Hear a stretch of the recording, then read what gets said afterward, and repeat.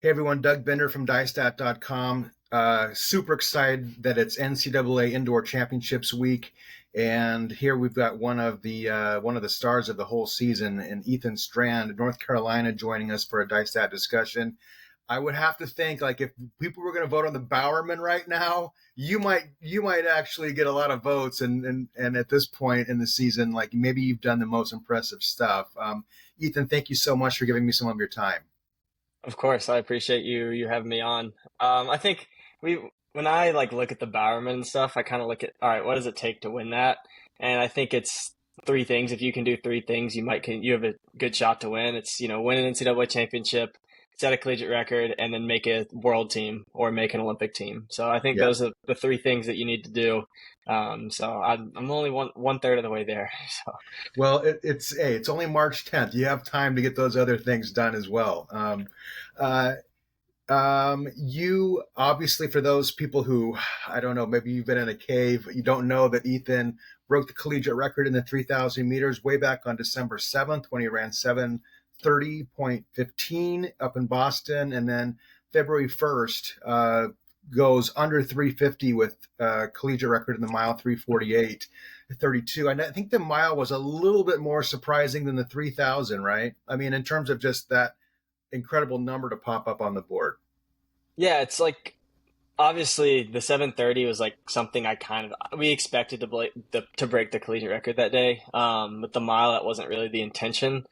So yeah, I'd say for me it was a little bit more surprising, but it's just kind of like as every season I go into, especially after I take a little break, like I'll take a little break after indoor and I'll start my outdoor build.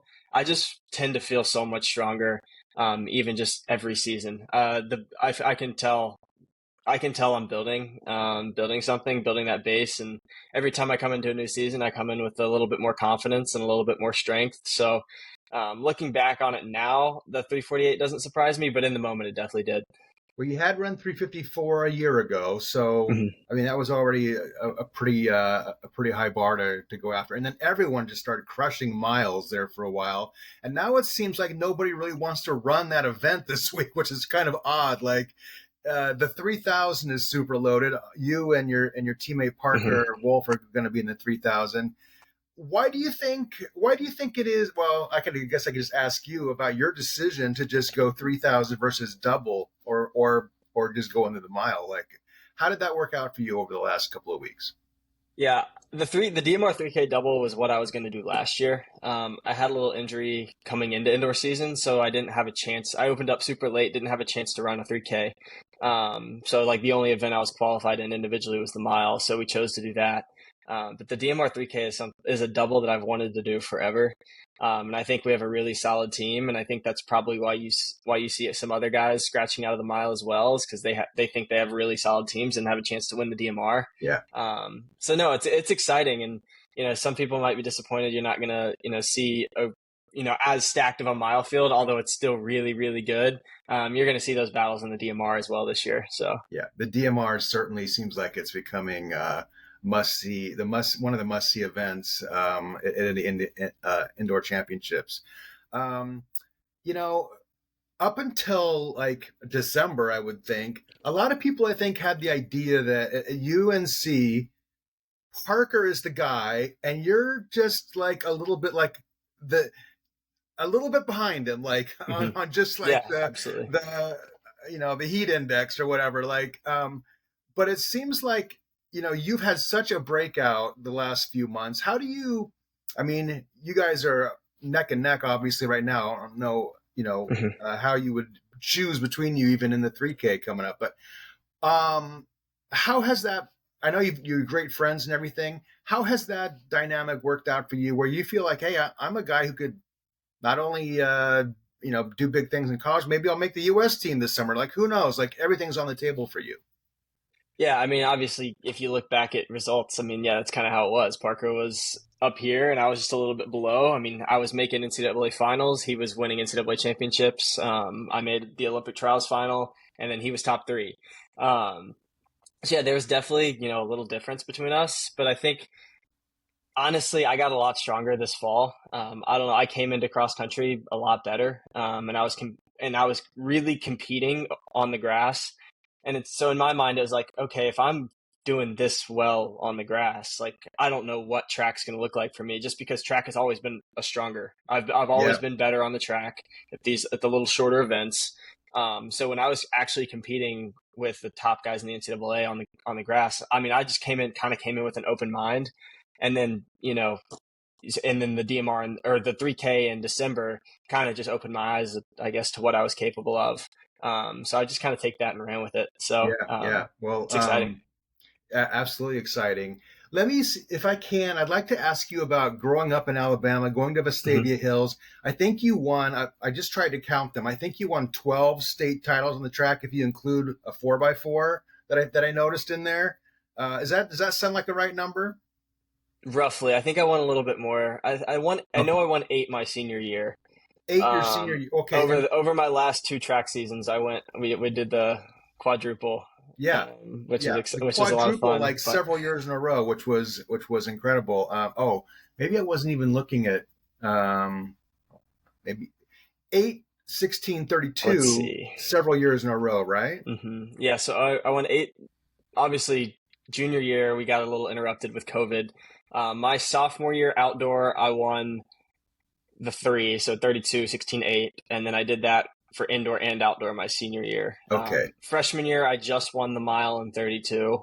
Mm-hmm. So yeah, Mm-hmm. so I'm counting. All right, 1, 2, 3. I think it's about 16. I think it's about 16. 16. I didn't even look Yeah. at the indoor ones. I was just looking at outdoors. What is tell me, but tell me about your family and Vestavia Mhm. Hill. Obviously, you've got a younger brother who's on the team now. Henry Strand is a freshman, right, at UNC. Yep. Tell me a little bit about your background growing up there in Alabama. It's a little bit of it's not always on the radar for high school running in Alabama, right? But Yeah. you sort of came through and brought some attention to it and set some new standards and expectations that I think some other kids have tried to go after your records now in Alabama. But what was it like growing up there? Yeah, I mean, Alabama's not a running state. It's starting to become one, I feel like. But when I was, in middle school and early in high school, it was definitely not. We weren't very good at all. But I just grew up in a running family, so like that was that intro into the sport that I had, which is a little bit different than some people if you don't grow up in a running family. But your state's good at the sport, like that's your intro. But for me, it was like having a dad and a mom that ran collegiately. My Mm-hmm. dad professionally for a little bit.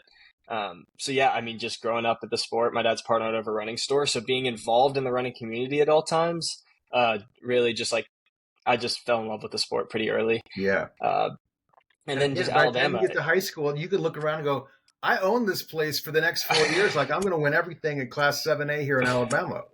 Yeah, it took a while, like throughout my freshman year, and obviously, like I said, Alabama wasn't great. So like I won our state meet my freshman year outdoor in the mile and 2 mile with like 9:30 and 4:21. Mm-hmm. So it's like you look at the times and you're like, oh, that's not very good. It's just how Alabama was, and we closed pretty hard in those races. But as I got older and through my 4 years, there were people that saw what I did and what some of the guys before me did, and they were like, okay, they're going to college to run. They're Yeah. starting to run fast. They're starting to compete at a national level. I'm gonna do that. So yeah, you have some kids. You have some people like my brother, like Alex Leaf. He runs at University of Virginia right now. Hmm. Ethan Edgeworth runs at the University of Colorado. Maxwell Harden runs at Auburn. Like some of those guys, I guess saw that, and then now they're really good and they're competing at the collegiate level, which was few and far between for Alabama Yeah. natives. And they all have to be thrilled that a guy like you is now, a 7:30, 3:48 guy. Like that must be what is your dad and your mom, what have they said to you after watching those races? They're obviously super excited and like they text me like that's awesome, or if they're there, they'll come and say hi. But like they're not as surprised as a lot of other people are. I feel like they've seen it You've coming, seen it coming. and they kind of knew like what I was about and what I wanted to do. But obviously for them to see me actually do it is another thing. So Yeah. I'm sure they're super excited about it. When did you and Parker come into Chapel Hill at the same time with Coach Yeah, we Miltenberg? did. When do you remember meeting him for the first time? Was that there? Was it before when you were in high school? I met him in high school. So Yeah. we actually had a group of like 10 to 15 guys go out to Colorado Mm. for in like a high school just trip. It was all of us. We went up and just trained. So I met him in the summer going into my senior year, that COVID summer. So I think there was only like 8 of us that year. And the next year we Mhm. had more. So yeah, we did 2 trips back to back years. So I met him on one of those trips. And were you both committed by that point or not? No, we were not. Definitely not. We were talking about it. So there were pretty much everybody that went on that visit either went to Stanford, UNC, or Virginia. So we kind of like that was definitely talks about where we wanted to go, but Yeah, nobody was committed yet. yeah, yeah. So you guys get in there together as freshmen. I don't know if you were roommates or anything like that, but how did the thing develop between the relationship between you and Parker to, you know, you're pushing him, he's pushing you, like iron sharpens iron. It just seems like that's what's been going on there for a few years now. It took a while, and I honestly don't think that's really been happening till last year. You look at like my freshman year versus compared to his freshman year, I wasn't like he was 26th in cross or something like that, and I Mm-hmm. was 200th.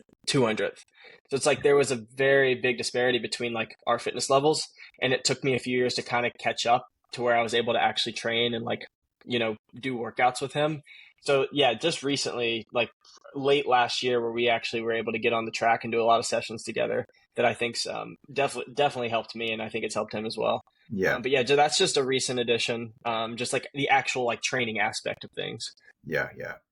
Last year's experience at the Olympic trials, Parker goes there and it gets actually third, I think, right in the 5,000, and doesn't quite get the points or whatever on the World Athletics to go to the Mhm. Olympics. You were 12th, I believe, in the 1500. What did that experience do for you to be on that stage? And I mean, you know, 12th isn't really close to making the team, but it's you're in the game at least, like you're seeing it all around you and seeing maybe a glimpse of your future there. Yeah, I mean, the whole goal of last year was to get to the final, try to compete and give myself a shot to make the team, but like really get that experience of what it's like to run 3 rounds of the 1500 Mm-hmm. and understand the feeling of a final. And I think I ran as well as I could have in the final. I mean, I was in fifth place with a lap to go, and I really put myself in there. I just didn't have the legs over the last 250 meters, but I think I was through 1200 or 1100 like 3 seconds faster than I ever had been. So I Yeah. did give myself a chance to go try to make the team. It just didn't happen. But I think how much I learned from that meet has helped me a lot this year. But it was huge. It might be the hardest team to make, period, anyway, right? When you Yeah. got the top three guys are going to be in the top 4 or 5 at the Olympic Games. What is for you and even Parker, like how motivating is a Cole Hocker gold medal, a Grant Fisher double medal, Rooks getting a medal, like Mhm. watching that from afar and knowing that that's something that may be something you can reach out and attain someday because Americans are now doing that kind of thing. Yeah, I mean, I think you watch those guys race, and then you also can get in a race with them, like in that final. Like watching them run away from me over the last 250 meters, it's not discouraging. It's like I believe I can do that in a year. Like, give me a little bit more time and I can do what they just did. So it's definitely not discouraging. And watching and competing with them like head to head really shows you that. I mean, they're obviously incredible. They're gold medalists, bronze medalists, but like, you think you can compete with them. So I think watching those guys do that and really step up on the world stage just proves to everybody, especially all the collegians right now, that we can do the same. Mm-hmm. After you ran your big mile there at BU, I was wondering, like, I wonder if Ethan Strand's name is going to pop up in Milrose, like, Mhm. and when it didn't, but the way Milrose played out with world records in the 3,000 and the mile, were you Mhm. sort of ever thinking, man, that might have been fun to be part of? Yeah, absolutely. And we didn't go to Milrose just because I mean it's a new environment, it's stressful, and like we kind of wanted to get in and get out, and get qualified for NCAA's in case I Sure. wanted to run the mile. So like if we had maybe thought I was in that type of shape, we might have gone. And you watch that race, and yeah, I'm sitting at home after what I just did the week before. I'm like, if I was in that race, I'd be competing to try to win that. Like, I 100% believe I can do that. So it's, yeah, for me, it's like I watch these races, and then I see what I'm doing now here, and when I do step on the track, and it's like, all right, I think I can compete with the best in the world right now. Yeah, wow, that's amazing. Because your mile was back on February 1st, and now we're a month plus. Uh, what is the sense of your confidence going into this week? Obviously, you got some problems with Parker, and you've got Gary Martin and some other Hmm. folks that aren't gonna hand the thing to you, right, and that are all No. going in there to win. But and that's the fun part of it, the competition. But how do you feel about yourself going into the week? Yeah, I mean, I think for me is I get my confidence a lot from the stuff I'm not good at. So my weakness is actually practicing that. And at the ACCs, I ran the 5K, which is not something I've ever been super competitive at. And like I felt really good, and I ran really well. I ran a PR, I won the race, and it's like, all right, well, if I'm this much better at an event that is not my strength, like I'm ready to go. I'm ready to go. So no, I gain confidence from more of the races than I do the practices, but it's also just I've strung a lot of consistent training together, and that's kind of what matters. So, but yeah, Yeah, no, those guys aren't going to hand it to me. It's going to be a battle, and the NCAA is full of world class athletes. It's not just kids. It's not just college kids anymore. Like these are real runners. So yeah, it's going to be exciting, and definitely going to be a battle. Virginia Beach is not that far away. It's probably I'm guessing you guys are taking the bus maybe up there from that. Yeah. Have you? But I was looking through your results. I couldn't find a meet where you had run. Have you run at Virginia Beach before?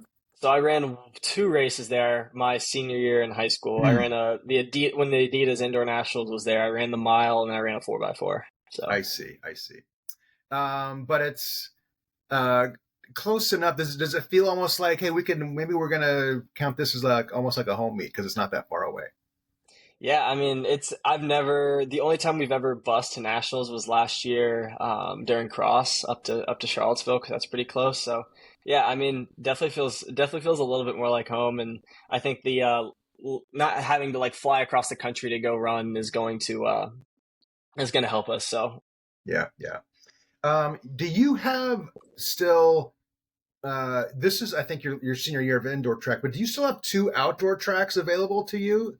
And yeah, are I do. you? Is there a chance that you stick around and you use the one in 26?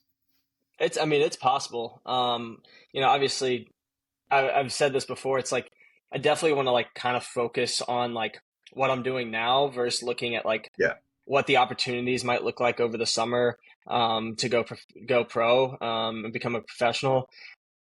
So like everything's on the table, and it just kind of just depends on opportunities and how these few seasons go. But I'm definitely like anything's possible, and there's you there's probably definitely a run too chance. fast to be Yeah, to there's be there's still in the definitely a college chance I system can by come back next though. year. Yeah, yeah. Yeah, But but there's definitely a possibility of me coming back. do you Yeah. have a cross country available as well? I do So not. yeah, that would be, you wouldn't want to sit around waiting for one more outdoor season. Um, um, let's see. Who is your pick in the mile then? If you don't have any Tar Heels in it to worry about.